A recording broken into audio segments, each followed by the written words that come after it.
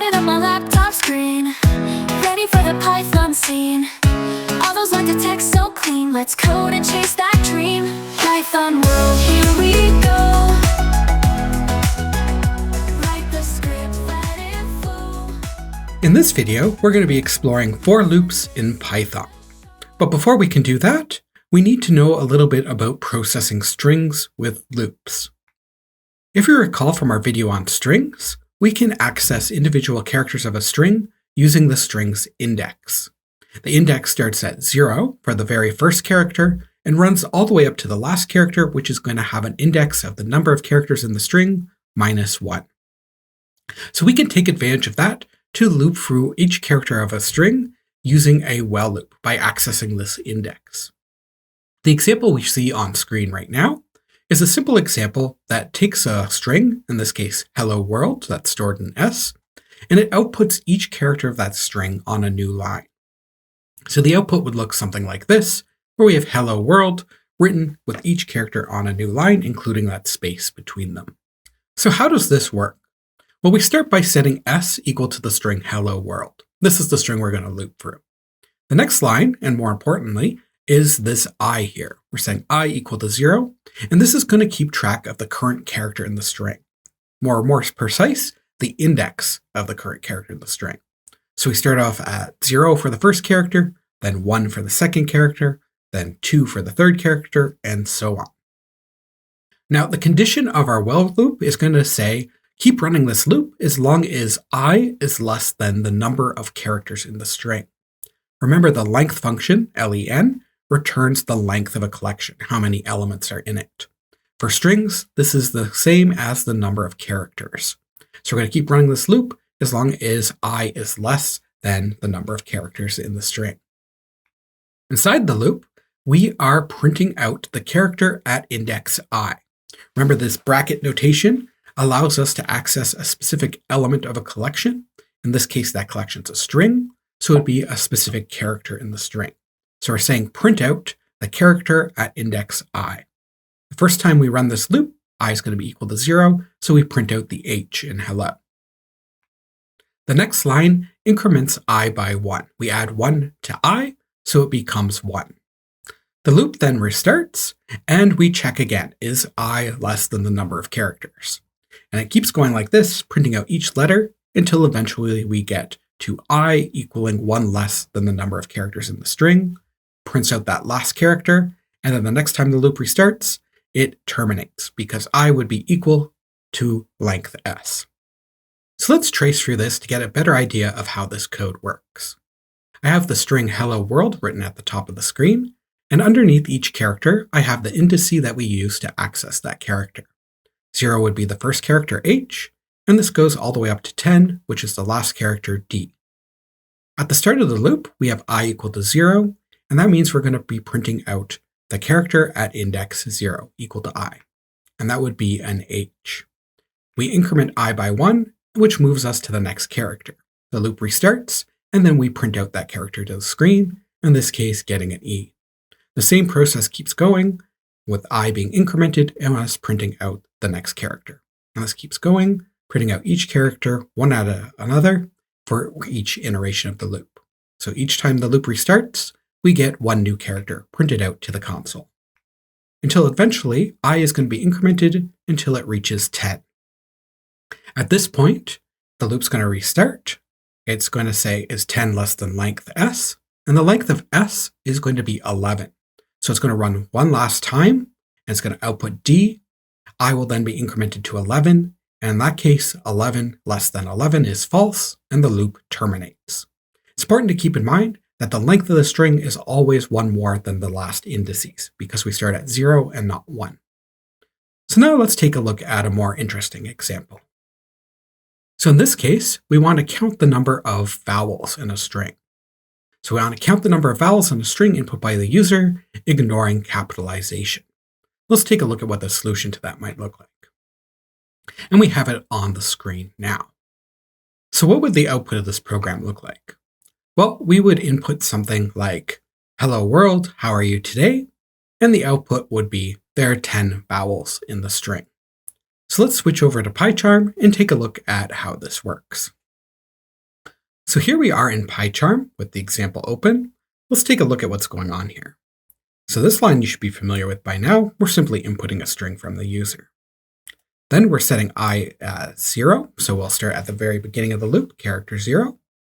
And we're setting our count to 0. This is going to keep track of how many vowels we've seen so far. Now in the loop, we have a condition of I less than the length of the string, just like we saw in our last example. So we're going to loop through every character in the string. Now what's more interesting here is instead of just printing out the character, we're going to do a simple check. And that is if the current character, the one at index I, converted to lowercase, is in the set of vowels listed here.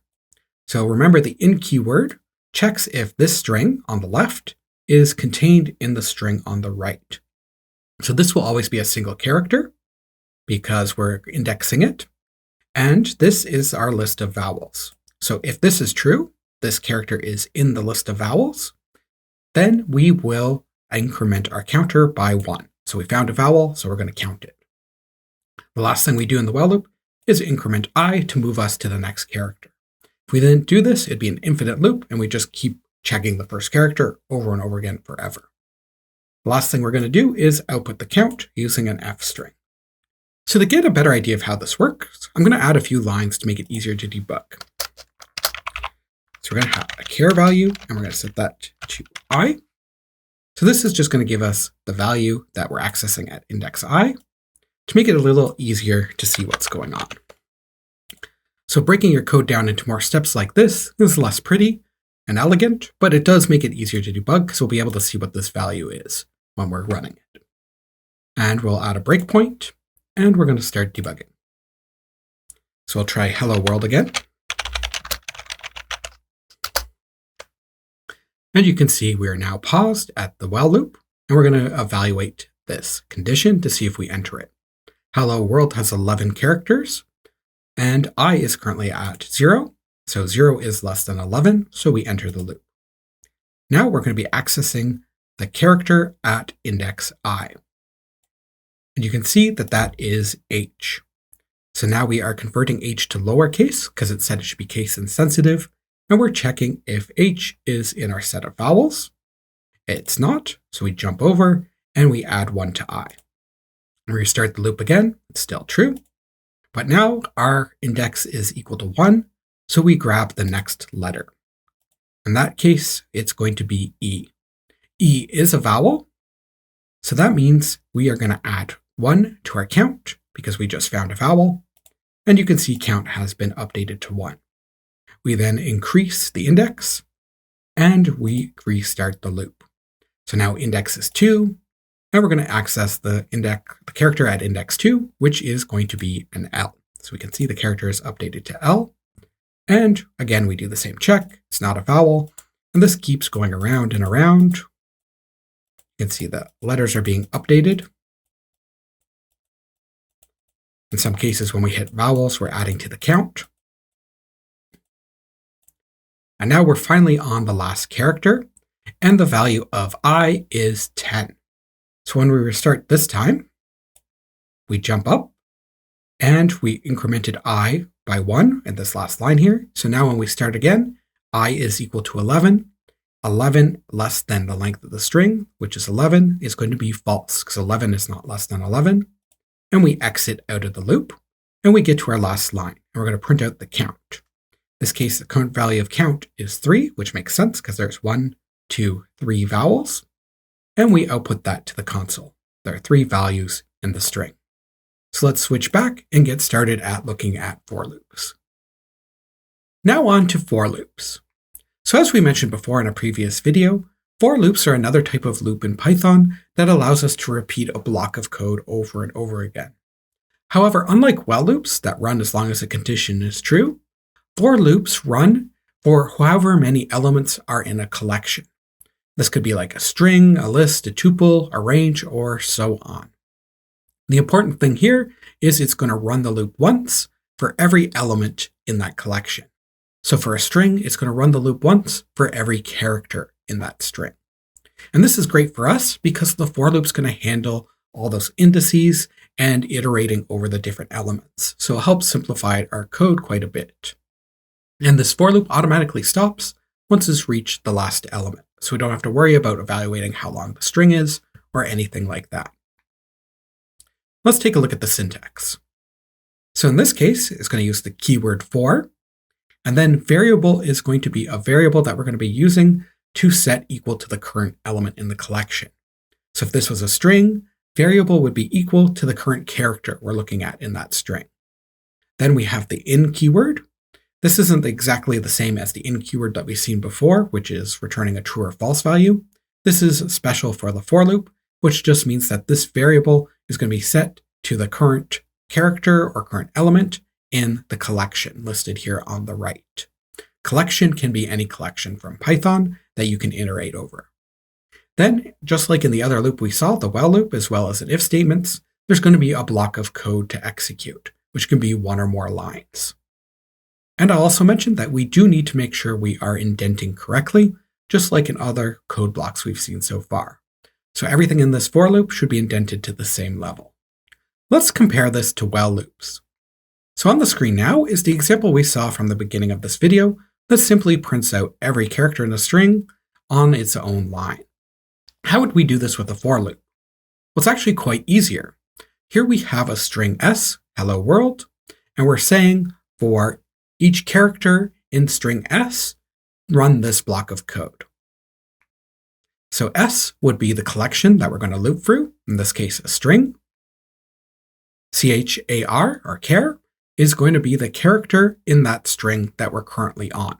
So each time this loop restarts, character is going to be updated to the next value. So for the first iteration of the loop, it's going to be capital H. The second iteration, char is going to be equal to E. Then char is going to be equal to L, then L again, then O, then a blank space, then a W, and so on. So both of these programs produce the same output, which is hello world, each on its own line. The difference here is using the while loop, we have to manage the index, while using a for loop, that's all done for us. So how do you know which type of loop to use? Well, for loops are best for iterating over a known sequence of items, such as a list, a string, or a range. And they automatically stop when they reach the last element of the sequence, and they keep track of indices for us and have a variable that they set the value to. Whereas while loops are best for repeating an action while a condition is true. And they are condition-based, which means the loop is going to stop once the condition is false. So it runs as long as it's true until that condition is false. So when you're looking at the problem you're trying to solve, you should first think, is this a case where I'm iterating over a collection of something? In that case, it's probably best to use a for loop. Or is this a case where I keep on doing this while a condition is true? In that case, we want to use a while loop. Let's now take a look at a few more examples. So what we have on screen right here is an example that we saw from a previous video, our video on while loops. And you can see there's no for loop here. This is that example where we were counting the vowels in a string. The user inputs the string, and we use a while loop to loop for each character and count the vowels. So what I'd like you to try to do is look at this program and think, how would I convert this program to using a for loop? Because the for loop would simplify this somewhat. I'm going to put a timer up on the screen. Feel free to pause the video though. Give this a try and unpause once you think you have a solution. And we'll take it up together. Lines of code on screen again. Python's flowing through my pen. Hourglass is running out. Gotta solve this right, no doubt. Deadlines looming, it's so tight. Tick-tock goes the clock at night. Functions, loops, and ifs and elses. Each line fixes all my messes. Coding fast, time is slipping. Got no pause, pressure's gripping. Python rhythm, keep on beating. Countdown timers, never cheating. In the zone, my mind's a maze. Debugging errors that we face. Syntax highlight, guiding way. Hope to reach the break of day.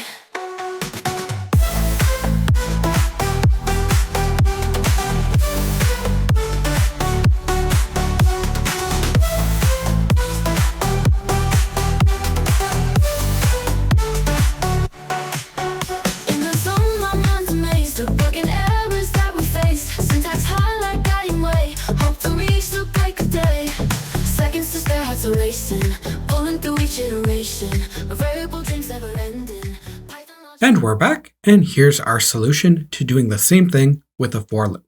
And you can see that it is a little bit shorter because this is a more elegant way of handling this problem.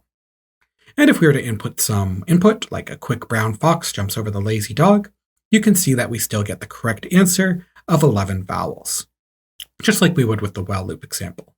Both of these programs produce the same output, they're both correct, but the for loop allows us to do this a little more concisely, as well as a little bit more elegantly. It's more beautiful code. So let's see how this works. We're starting off by setting count equal to 0, and this is going to track how many vowels we have. Next, we are saying that we are going to loop over each element of this collection S. S is a string that was input from the user, so that means we're looping over each character in the string.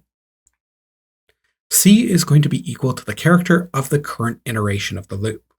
So if it was a quick brown fox jumps over the lazy dog, the first character that C is going to be equal to is the character A. So for the first loop, we're checking A, then we're checking a space, then Q, then U, then I, then C, then K, all the way up to the period at the end of the string. So we know what C is going to be equal to for each iteration, but what are we doing with it? Well, in this loop, all we have is a simple if statement. This if statement converts C to lowercase because we want this check to be case insensitive, and then it checks if C is in our list of vowels here. If it is, then we increment our counter by 1. If it's not, we don't do anything with the value of C, we just restart. The last line simply outputs that value to the screen. So hopefully this is pretty straightforward, as it should be a more simple example than what we saw with the while loop. So let's look at something a little bit more interesting. In this case, we want to clean a string. So the user is going to input a string, and we want to remove all characters that are not letters, and then output the result. The approach we're going to take to solve this problem is by building up a new string that is going to have all of those characters removed that aren't letters. Let's take a look at the solution. So here we can see our answer. The very first line is pretty straightforward. We're just inputting a string from the user. Now we have something special here. We have a variable called newString, and we're setting it to just 2 double quotes with nothing in between them. We have 2 double quotes, or 2 single quotes, you can use either, with nothing in between them. That means an empty string. So this would be a string with no characters in it. And this is where we're going to build our new string. We're slowly going to replace the string in this each time by adding a new character. And next is our for loop. And it's the exact same structure we've seen before, except in this case, the string is called text. So we're going to be looping through each character in text, with char being equal to the current character of the iteration that we're currently on. Inside this loop, we have a check if character is alpha. Remember, that's a method that checks if the character or the string is a letter. So if it's a letter, we're going to add that letter to our new string.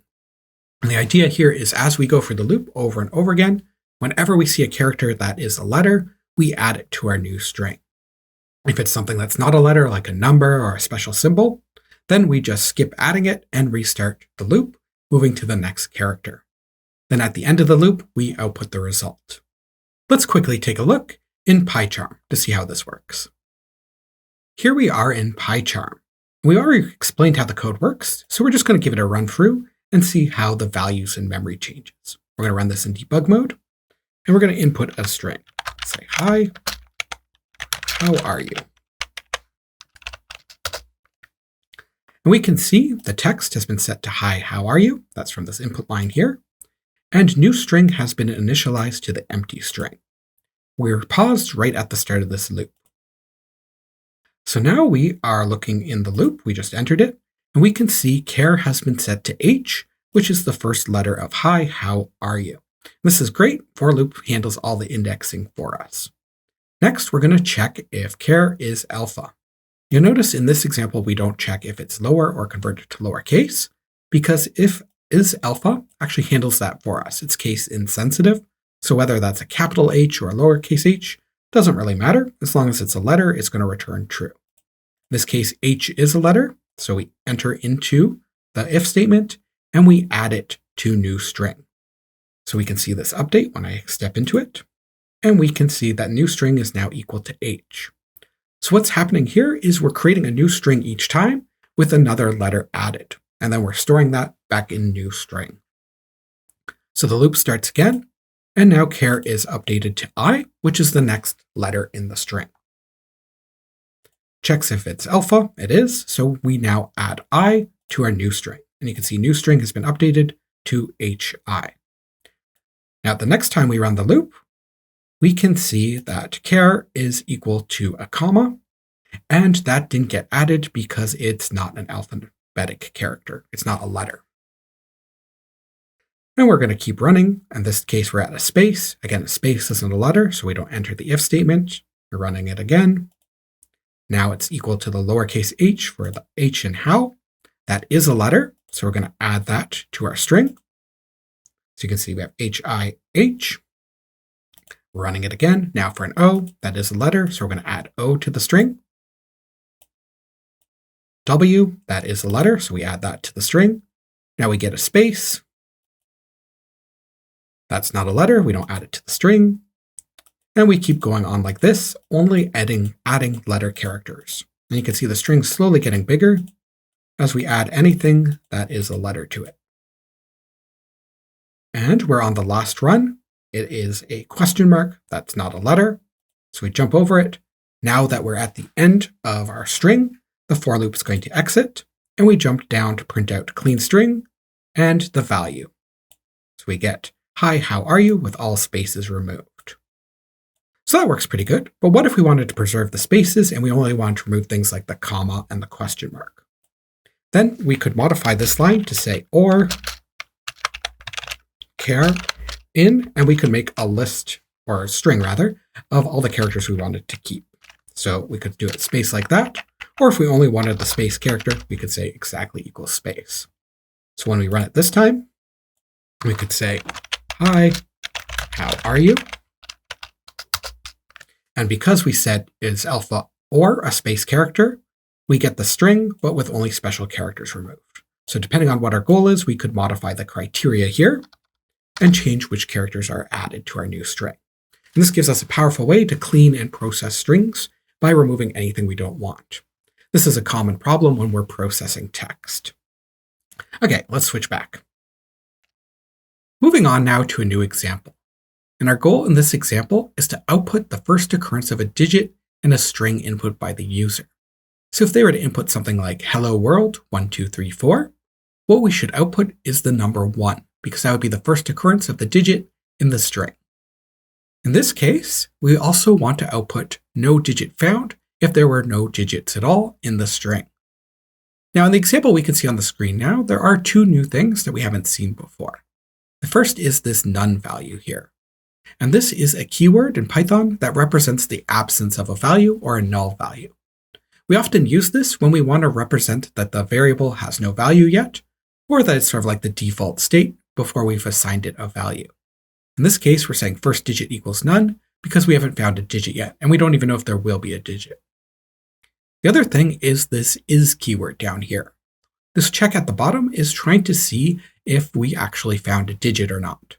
So if first digit is equal to none, that means we went through the whole loop and we didn't find any digits. So if that's true, we want to output no digit found. So why are we using is instead of equals equals? Well, that equals equals operator just compares if two things are equal. It doesn't check if they're actually the same object in the computer's memory. The is keyword does. So it's going to check, is this the null value that we actually set first digit to?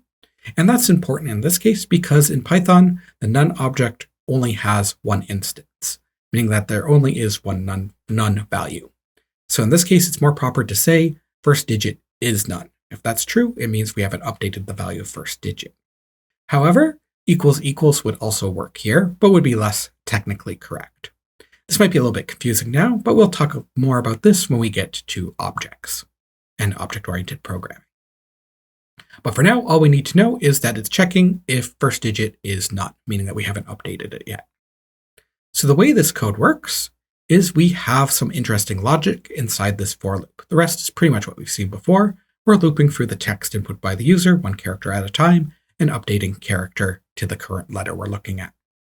So this check here is checking, is that current character we're looking at a decimal? And by that, it means, is it a digit 0 to 9?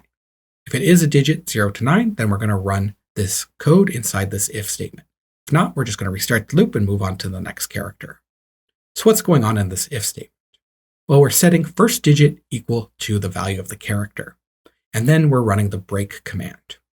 So that means we're going to store first the character that we're currently at in first digit, and then we're going to break. Remember that break gets us out of the loop, and this works fine for for loops just like it did while loops. So as soon as we find a digit, we're going to break out of the loop, even if we haven't made it to the end of the string, and then we're going to go and proceed to that check down there.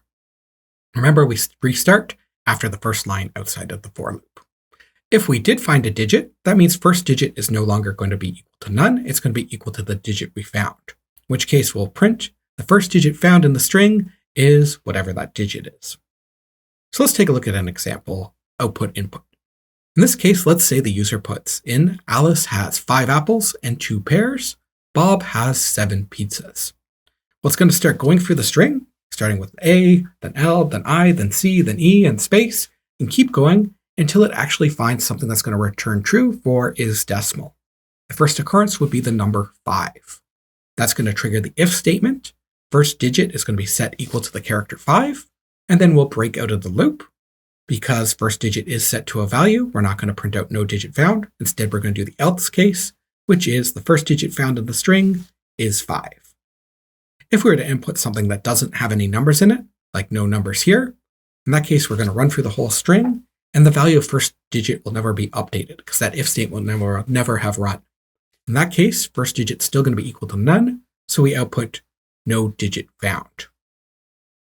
So what I'd like you to do is take a look at this program, try to make sure you understand it, maybe even test it out in PyCharm, and then try to update it so instead of returning the first digit, it returns the last digit.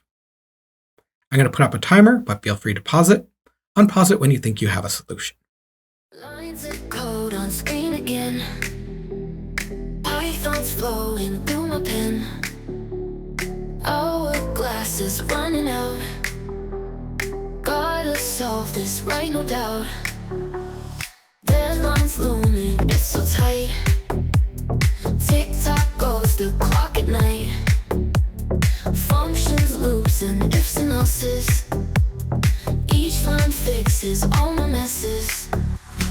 Coding fast, time is slipping.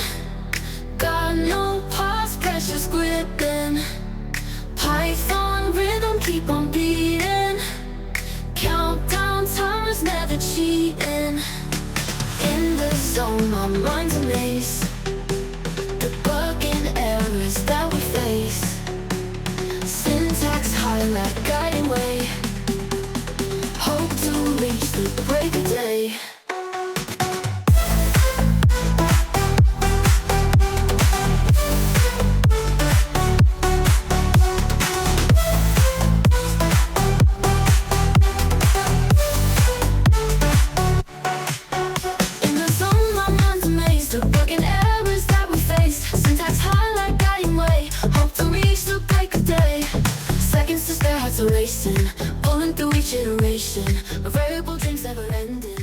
And we're back. Now the solution's probably a lot more simple than you think. It's just removing this break line. And we could do other few things just to be technically correct, like change this first here on the string to last, but that's mostly a display issue. The key here was removing break. So here I have the updated solution. I also renamed first digit to last digit. That doesn't affect anything, but it is more technically correct. So how did this fix everything? Well, if we take a look at this string here, Alice has 5 apples and 2 pears, and Bob has 7 pizzas.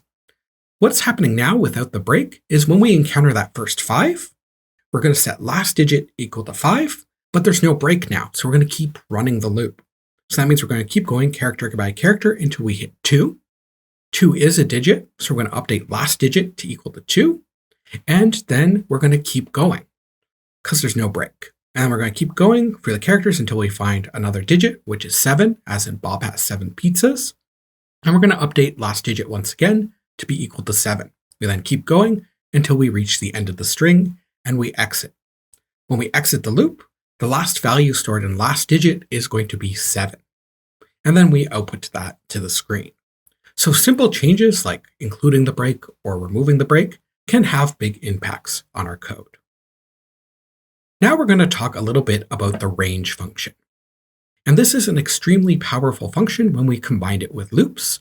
But first, we're going to talk a little bit about how the range function works in general before we start mixing it with loops. And what the range function does is it generates a sequence of numbers, commonly for use in loops to loop through them. These range numbers are going to be inclusive of a start value that we give it, but exclusive of a stop value. Let's take a look at some syntax. So there's 3 different ways we can use range.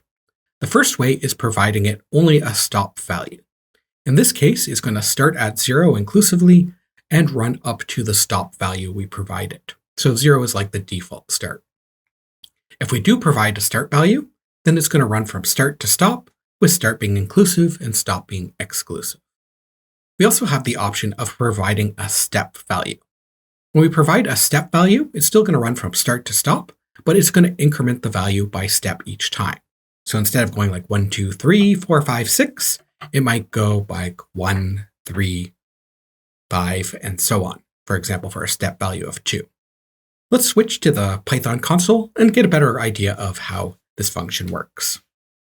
Okay, we have the Python console on the screen now. Let's try using a range call. So in this case, we're calling the range function with the value 10.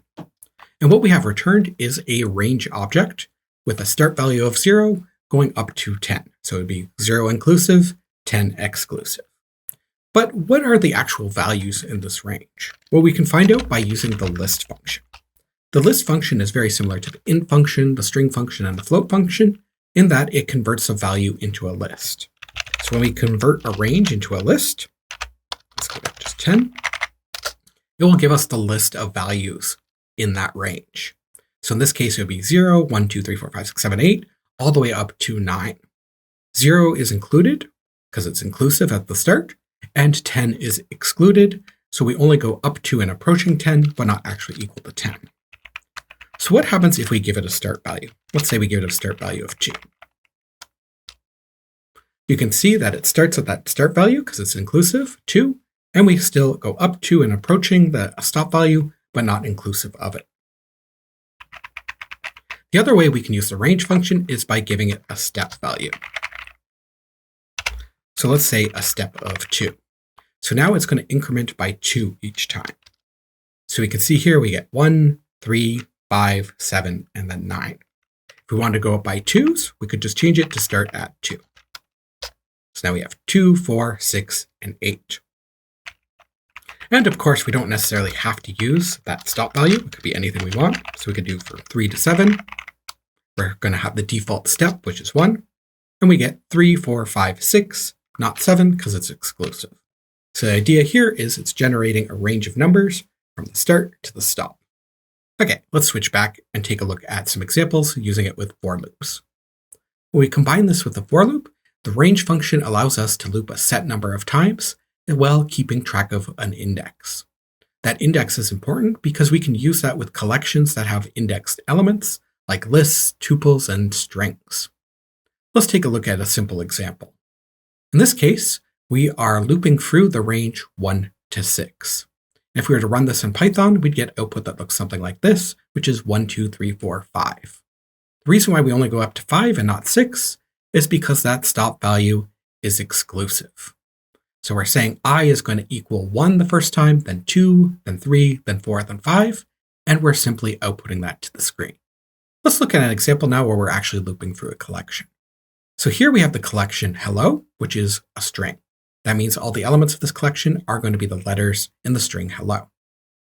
Now you can see in our for loop, the range is going to run from 0, that's the start value, up to the length of string s. In this case, there's 5 characters in hello, so that means we're going to run up to 5, but it's going to be excluded. So the numbers for I are going to be 0, then 1, then 2, then 3, then 4, but not all the way up to 5. It will stop at 4. And this will give us the following output, hello.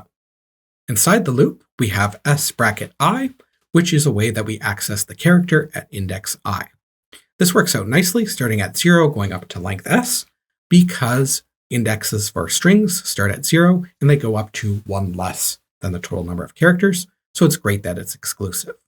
We could also write this simply as range length s, because 0 is the default start. So now let's take a loop at a few more examples using range with for loops. So I have 4 examples on the screen right now. What I'd like you to try is write down what you think each one of these examples is going to output. You can also try it out in Python if you'd like. I'll put up a timer, feel free to pause the video, and once you have solutions for each, unpause the video and we'll take them up. Lines of code on screen again. Python's flowing through my pen. Hourglass is running out. Gotta solve this right, no doubt. Deadlines looming, it's so tight. Tick-tock goes the clock at night. Functions, loops, and ifs and elses. Each line fixes all my messes. Coding fast, time is slipping. Got no pause, pressure's gripping. Python rhythm, keep on beating. Countdown timers, never cheating. In the zone, my mind's a maze. Debugging errors that we face. Syntax highlight, guiding way. Hope to reach the break of day.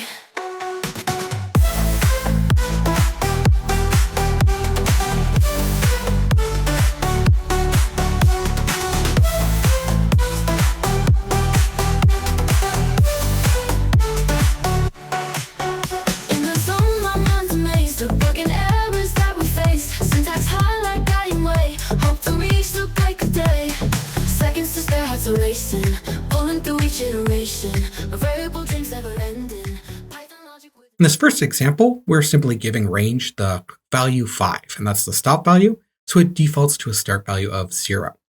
So our output's going to be 0, 1, 2, 3, 4. In the next example, we have a start value of 2, and we're running up to but not including 5. So that means we get 2, 3, 4. Now this one's a bit more interesting, because we actually have a step value. Remember, the step changes how much we increment I by each loop. So in this case, we start at 1, then we're going to add 2, so we get 3, then we add 2 again, so 5, then 7, then 9. After 9, we'd add 2, which would give us 11, and since 11 is past that stop value, that means we don't output it, we just end the loop. This is a similar example, except now we're starting at 2. And in this case, we are adding 2 again, because the step value is 2, so we get 2, 4, 6, 8. After 8, we would add 2 to 8, which would give us 10, and we stop there because 10 would not be less than 10. And remember, it has to be exclusive of that stop value, so we don't get an output of 10. The last thing we should mention is we can also use the range function to make backwards ranges. That is a range that starts at a high number and runs down to a lower number. The syntax for this is the same, except we just give it different values. So for the start value, we give it the higher value, and for the lower value, we give it a lower value that's lower than the start. Also very important, for the step, we have to give it a negative step value, such as -1. So that way, it's going to subtract from it each time. Let's take a look at an example. In this example, we're looping through the range 10 to 0, and the step value is -1. So 10 would be the start, 0 would be the stop, and -1 would be the step. But keep in mind, it's still inclusive. So even though we're now the higher value is in the start, it's still inclusive of that higher value. So the first value is going to be 10. Similarly, the stop value is still exclusive. So we're going to be exclusive of that stop value, even though it's the lower bound now. So if we were to actually run this, we'd get the numbers 10 to 1, 10, 9, 8, 7, 6, 5, 4, 3, 2, 1, but not 0, because it's exclusive of that 0. So let's take a look at a more interesting example where we can actually take advantage of this range function. In this case, we want to input a string from the user and check if it's a palindrome. So a palindrome is a word or a sentence that's written the same forwards as it is backwards. And this check should be case insensitive, and white space should be ignored. For example, the string taco cat and evil olive are both palindromes because once you remove the capitalization and the space, they're written the same with both forwards and backwards. So right now we can see one possible solution. And remember, there are many different ways to solve the same problem. And there are better ways to do this, but because we're in a video right now where we're talking about the range function and loops, we want to do this using a for loop and a range. But once we learn about things like string splicing, there is much easier ways to do this and reverse a string. So let's break down what each part of this code is doing. So the first thing we can see is clean text. And we are using text.lower to set its value. So what we want to do is after we input the string from the user, we need to do a little bit of cleaning.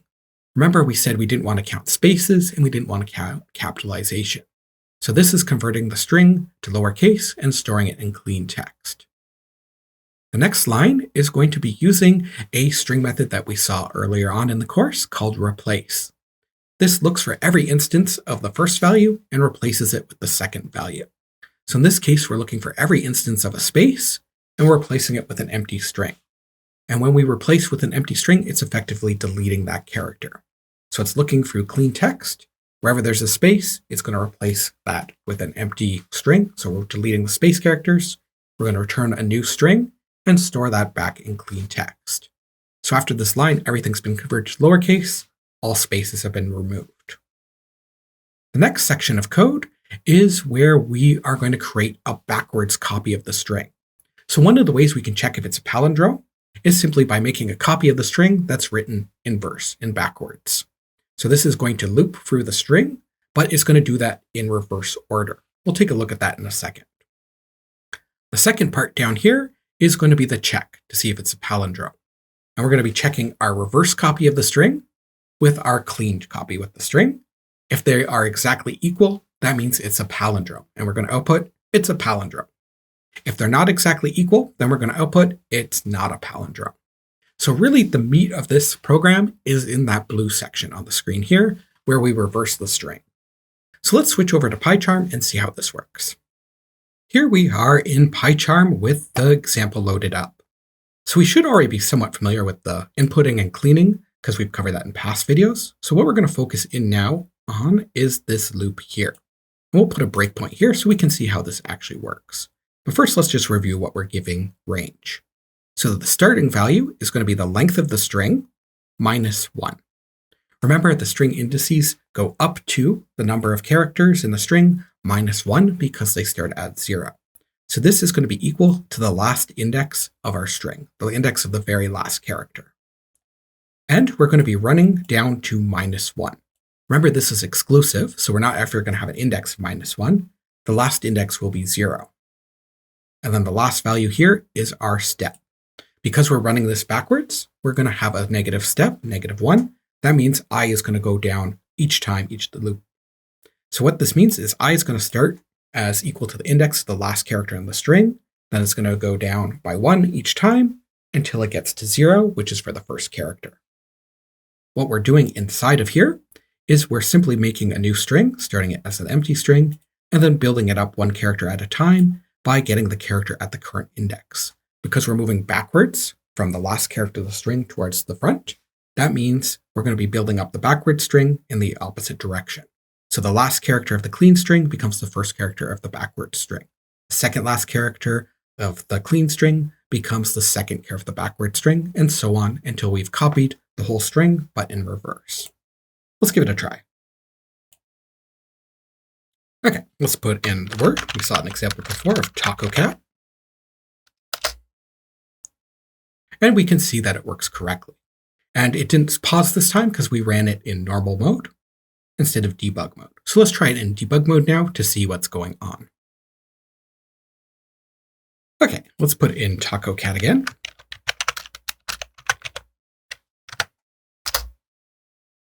And we've paused at our breakpoint here.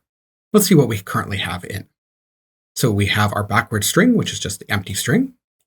We have the cleaned version of taco cat. And you can see that's been converted to all lowercase, and the space has been removed.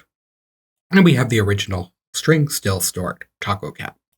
So now we're going to enter the loop, and we can see I is starting at 6. The reason why it's 6 is let's count.